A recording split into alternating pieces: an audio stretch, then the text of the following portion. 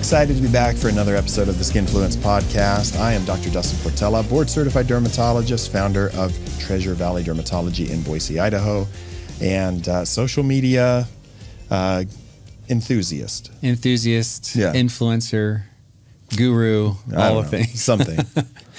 And I'm Austin Lee. I'm a physician assistant here at Dr. Portela's practice here in the Treasure Valley. And we're going to talk about that one thing that makes us all self-conscious, our pores. Our pores, the texture of your skin. Is glass skin really attainable? Is it attainable, or is it genetically unattainable? Or is it a filter? Or is it, Maybe she's born with it. maybe she's born with it. Maybe it's a filter. I love telling my patients when they say, I want skin just like yours. I'm sorry, it's genetic and unattainable. Speaking of genetic, the new Sydney Sweeney American Eagle. Yeah. I have good genes. Oh my gosh. It's good genes. It's good genes. Oh, That's amazing. Clever play on words. Yep. Tons of backlash. But it served its purpose. It got everyone's attention. People talking about American Eagle jeans. And, again. Yeah. So I thought that brand was gone when I was in high school. I'm surprised that it's still around. Yeah. So we will talk about your genes and how they relate to your pore size and your texture of your skin. And so let's talk, what is texture? Yeah. So texture of your skin, it's bumps, it's your pore size, it's debris that builds up, it's little pimples, it's milia, closed comedones, which are blackheads. It's all the things. And it's also growths like sebaceous hyperplasia and other things keratosis. Seborrheic keratosis or angiofibromas. All these things that pop up on our faces contribute to the texture of our skin. Yeah, I think of it as anything that you close your eyes and you can feel as being different, or something that casts a shadow or reflects light differently. Yeah. And so you see an unevenness in the way that the light comes back to your eyes, whether you're looking in a mirror or you're looking at somebody else. So the texture of your skin is something that people are always wanting to change, to improve, to make smooth. And it's separate from just the discoloration that somebody might experience on the skin. So today we're primarily focusing on the texture, the things that you can feel or that reflect light differently, and not the discoloration. So what are some of the main causes of some of the main things that cause texture of your skin? So the most, it kind of can vary by age. So early in our life, babies get milia, so little tiny bumps, and baby acne type things is what they may call it. As you get into your teenage years, traditional acne can be a problem. Keratosis pilaris, because this isn't just limited to facial skin, although you can get KP on the cheeks. I got KP as a kid. Did you? My kids got KP as kids, and it's all my fault. My wife blamed me. Yeah, they say that if you get KP, particularly on the face, you have less acne. Did you experience that? I did not have any acne. Yeah? No, I never struggled with acne as a teenager. Yeah. So I didn't have KP. I'd never heard that. And I had acne. So it must be true. We have two people that verify. Yeah, it's been studied. So enlarged oil glands, which is something we see as people get into their 50s and 60s more commonly. Skin cancer can be a texture issue. The development of seborrheic keratoses, which is skin that's just not exfoliating properly. Totally. So many different things. But a lot of people will focus on texture as primarily being about your pores. Totally. Your pore size. And there's a huge fixation on social media about minimizing the appearance of your pores. Right. And changing your pore size. And this product, eliminates your pores. And so there's... But are they doing any of those things? No, they're genuinely not. So a lot of different things that can cause that. But ultimately, when we talk about the pores have a purpose to the skin. They are there to the oil gland sits below the skin. It comes and it connects to a hair follicle. And that sebaceous material comes up the hair follicle and it's supposed to get out onto the skin. It provides a moisturizing effect. And it also has some antimicrobial effect. The fatty acids in there do inhibit the growth of bacteria, viruses, and fungus to a degree. There's some that have adapted to live off it. When we talk about malassezia, dandruff, seborrheic dermatitis, pityriasis, versicolor. So it's a constant evolutionary battle, but our pores and the oil that your skin produces serves a very important purpose for our, survival. Totally. And so because our pores produce oils, because our pores are open and they're meant to have things come out of our skin, like the oils to protect it and things like that, and we have hairs that come out of the pores of our face, there are other things that pop up on our face that aren't pores, but they're not acne so much. So one of the main things that I see in clinic is our milia. So milia are these little white bumps that pop up on the skin, and they're deeper than just a blackhead, right, per se. So when people try to try to pop them, they don't pop. They're just they're stubborn. You really have to lance it to get it out. But little white bumps that pop up on the skin that contribute to your texture, a buildup of sebum, sweat, all of that. A lot of this is genetically determined, and people will sometimes ask, how do I make my pores smaller? And I've heard it said, and I've repeated, your pore size is like your shoe size. You can't really change it, but you can change the way that it looks to a degree.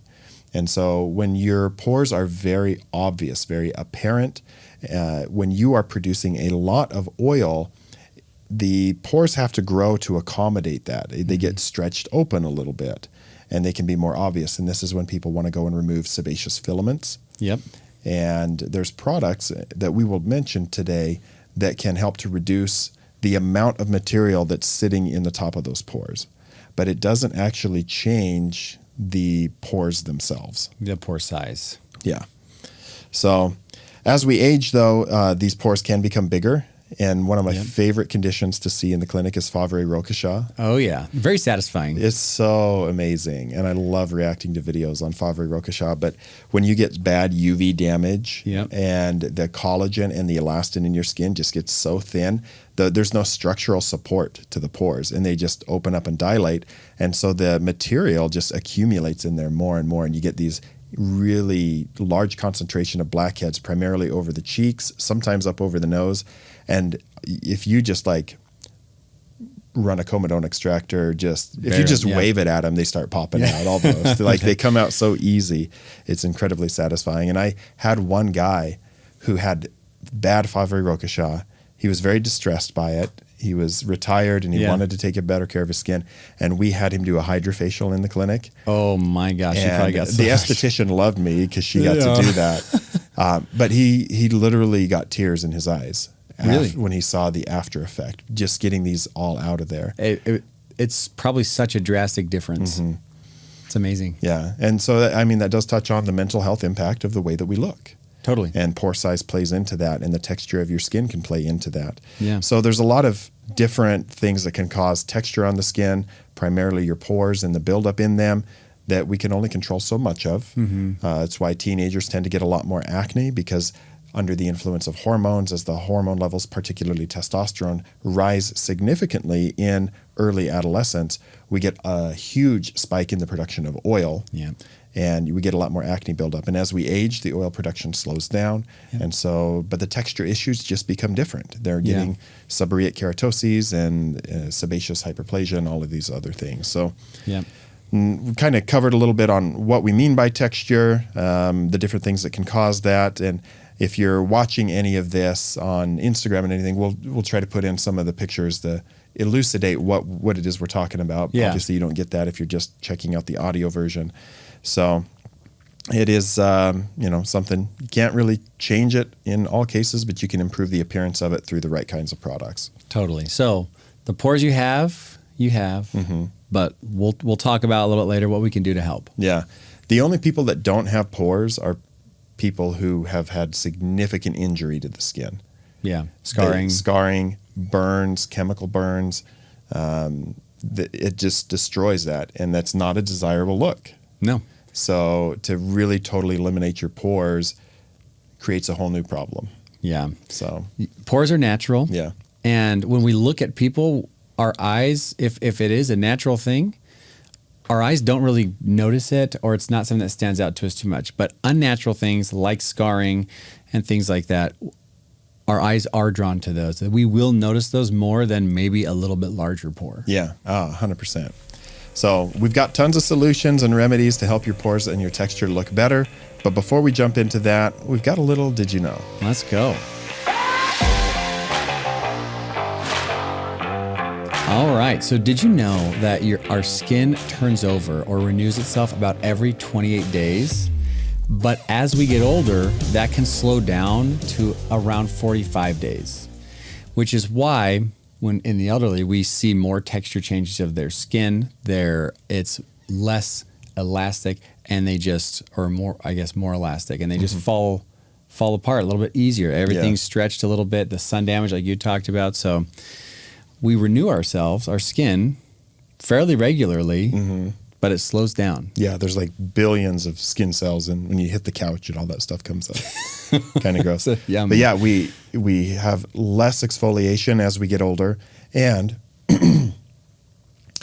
then we're producing less oil, and that's why dry skin is a much more common problem in the elderly, because they have more skin buildup and yet less oil to help mitigate the dryness effect. Yep. So yeah, that's important to know. Austin, if I was going to ask you, how many pores do you think you have on your face alone? What would you guess? On just the face? Thousands. Thousands for sure. So it's about 20,000. Obviously, people will vary around that, but there's so many pores on the face.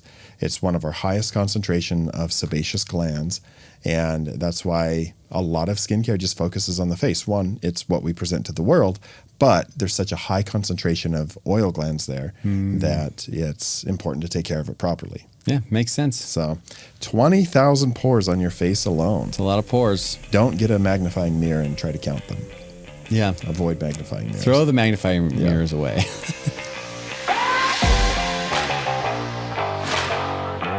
Well, when we talk about how to take care of this, let's start with exfoliation, because that is one of the main tools to help minimize the appearance of your pores. Yes. One of the more readily available tools that we have, you have your alpha hydroxy acids and beta hydroxy acids,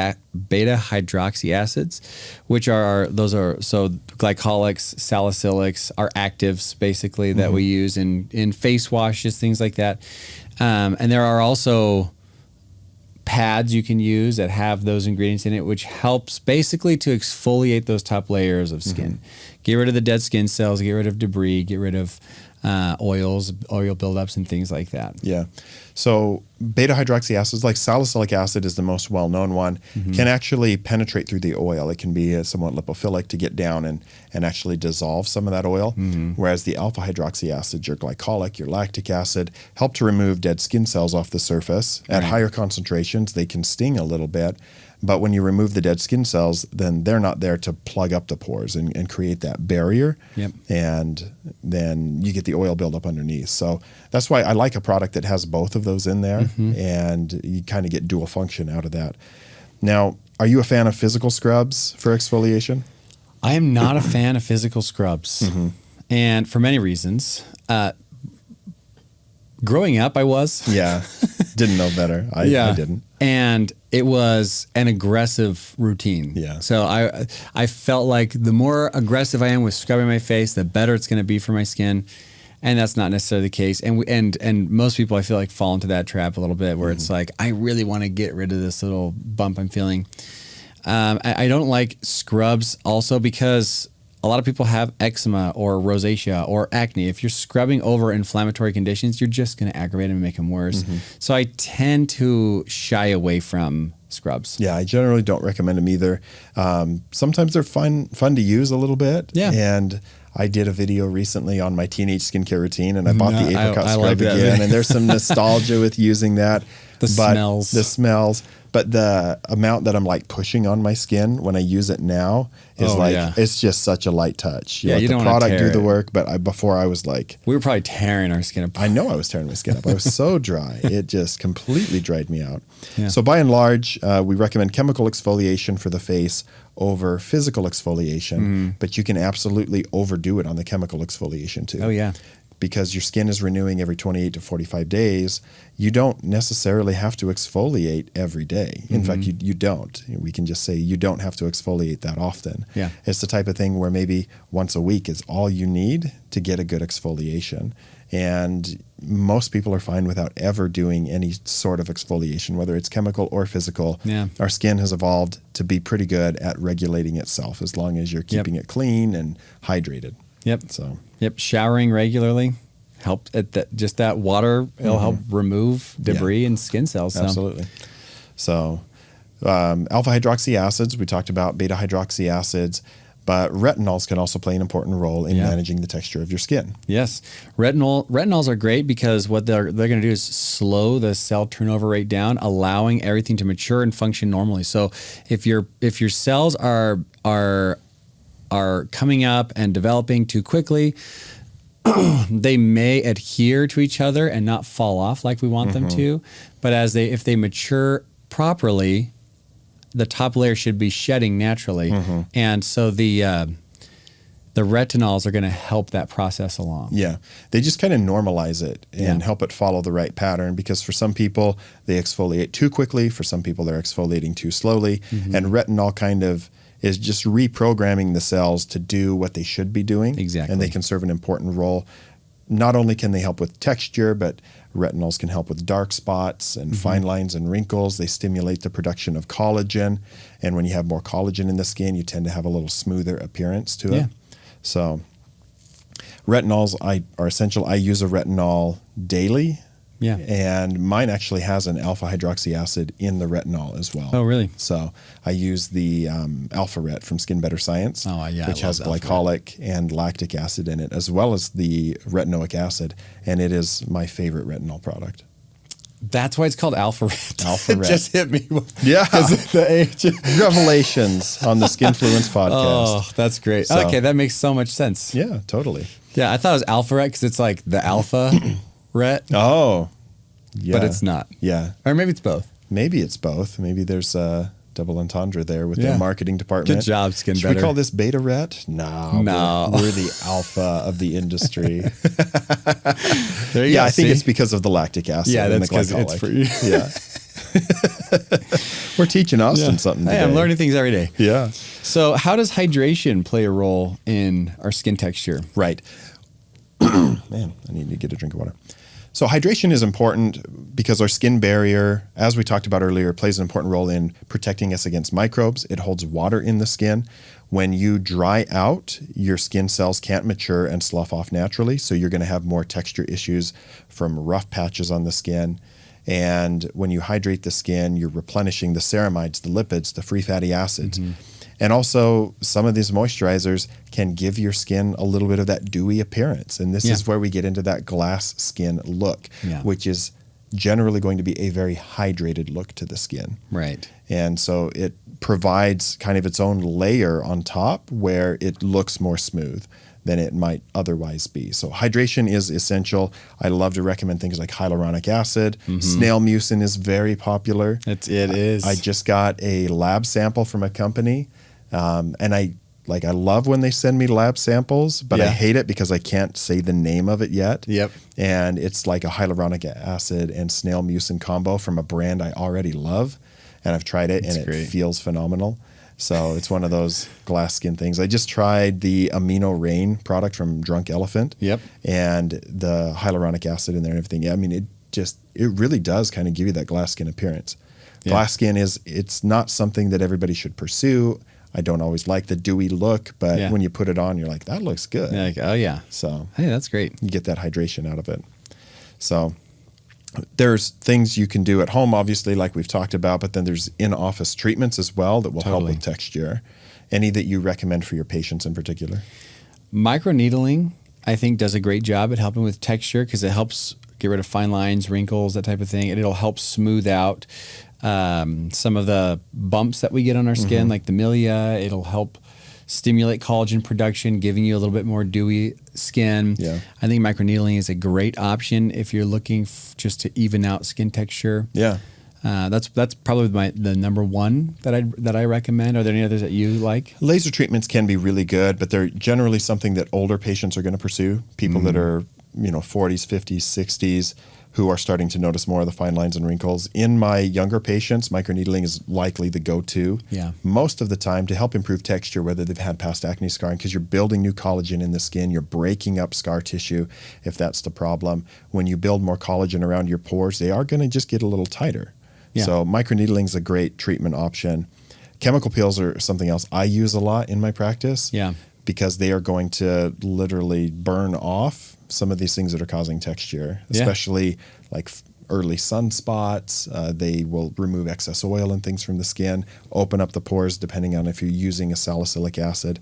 So I think that there's so many great treatment options, and I dabble in all of them for myself, and then take an individualized approach with my patients depending on what I think is going to be right for them. And we're kind of always working back from what is your goal? What do you want to get to?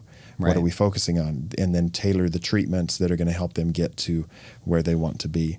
Totally. So another thing that we'll do in the office and that people are doing more and more at home is dermaplaning. Yep. Dermaplaning usually it's like, I don't remember the number of the razor blade, but it's a razor that's shaved on the skin to remove the fine hair. Yeah. And it does exfoliate dead skin cells. Totally. And I've seen some amazing videos from Jill Razor online.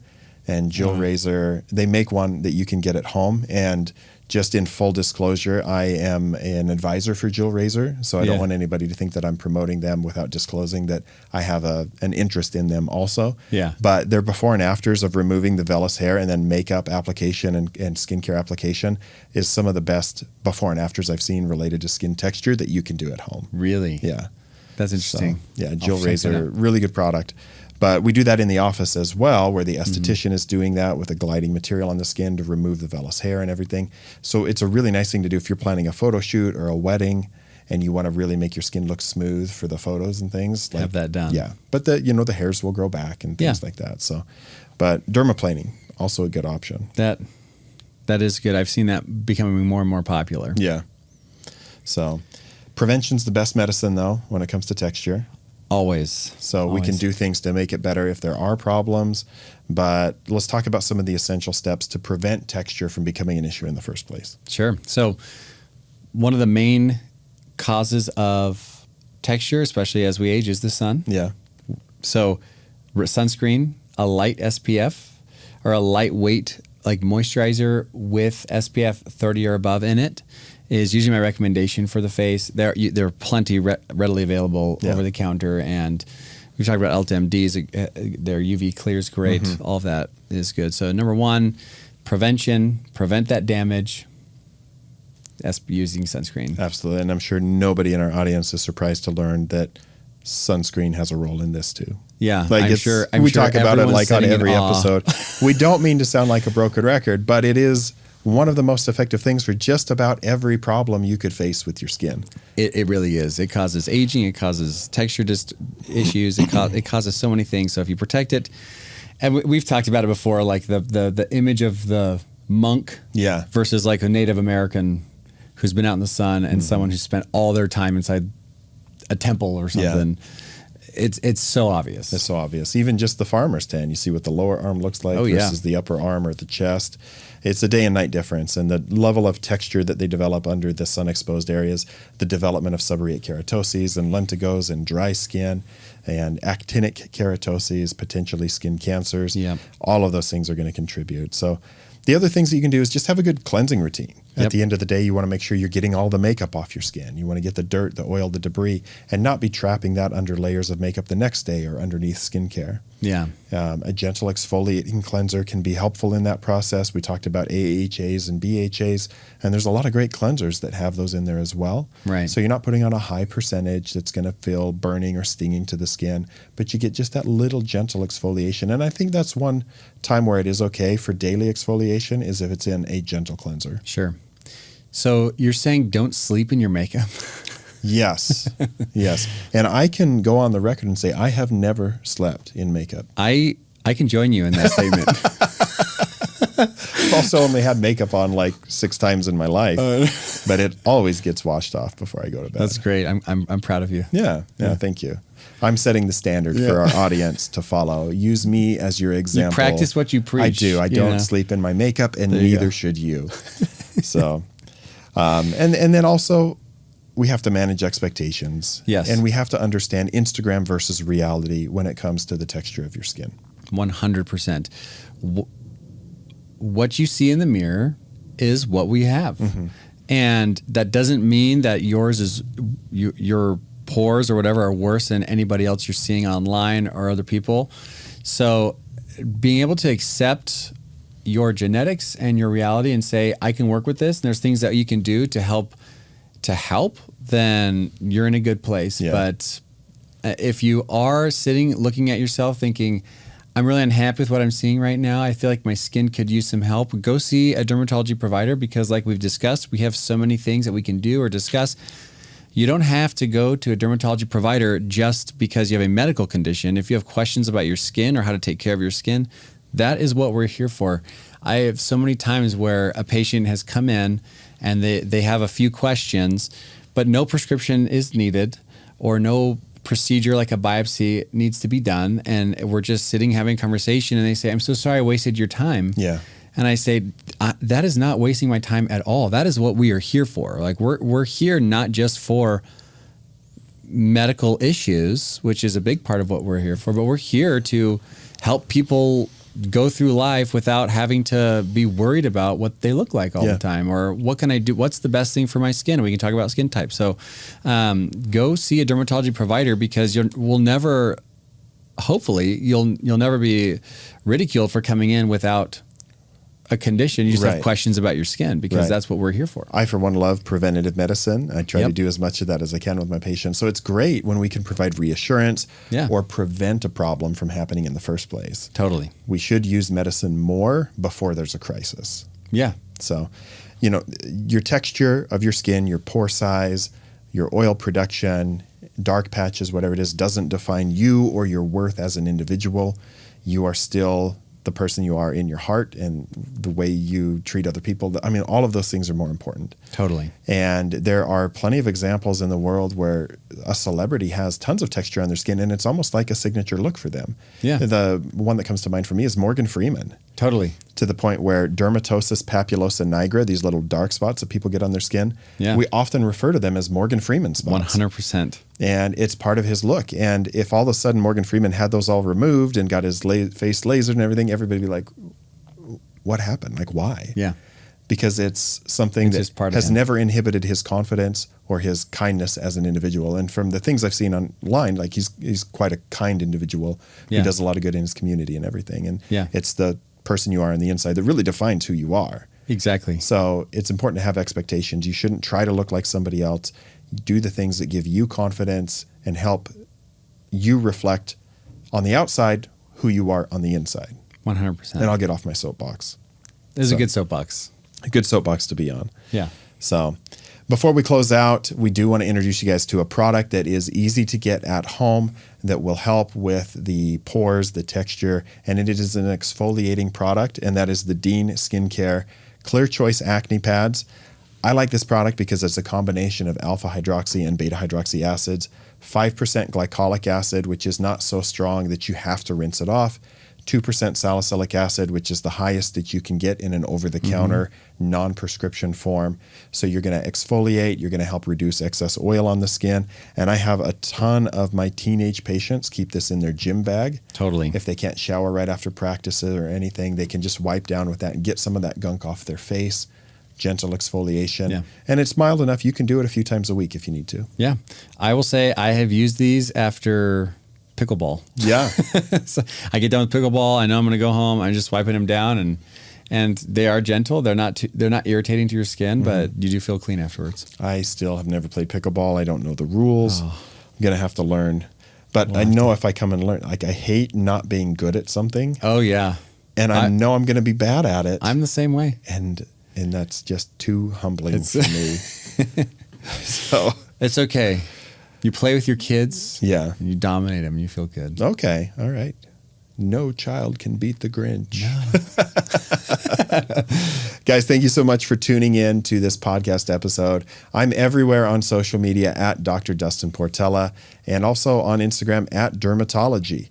Of course, we want you to follow us on skinfluence_pod on Instagram. Send us your questions, comments, and feedback. And as we talked about in the last episode, we're preparing a giveaway for listeners, which is going to be a ton of skincare. And we'll show you what that is going to be on Instagram and announce how you can win that. I'm really excited for that. You can find me online at Austin Lee PAC. And yeah, if you have questions, concerns, please drop a comment on if on YouTube or on our Instagram, and we'll get back to you. And we hope you enjoy. Leave us a 5-star review wherever you listen to podcasts, and share the episode with a friend. And we're excited to catch you on the next episode.